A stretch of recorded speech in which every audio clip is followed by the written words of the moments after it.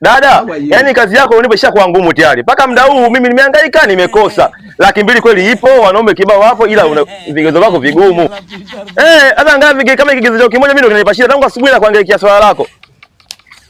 Mimi nakulisha bana 200,000 yako iwezekani mimi naangaikia swala lako tangu asubuhi wao. Ndio ishakuwa hivyo tayari. Kaka. Subiri bwana niongee na mshikaji. Samani ndugu yangu. Bila samani ndugu yangu. Nimesikia hapo maswala 200,000 kupeleka moto wadada kuliko kuna nini? Ndugu yangu wewe acha ndugu yangu. Kuna mdada kanipa kazi tangu asubuhi. Anahitaji mwanaume show unajua? Mazingira ya vijana kule tumnizishe kitandani. Mwanangu tangu asubuhi mimi nahangaika issue vigezo. Kaka umepata. Kweli kabisa. Yaani hiyo mwanangu ndo michezo yangu. Umepata kaka, ni hapo swala limeisha. Mwanangu wewe sijui nimehangaika tangu asubuhi issue kigezo hiki kimoja. Mimi sina. Wewe una mwanangu. Dada anataka mtu mweupe. Uone kama shida hiyo. Brother. Hapo.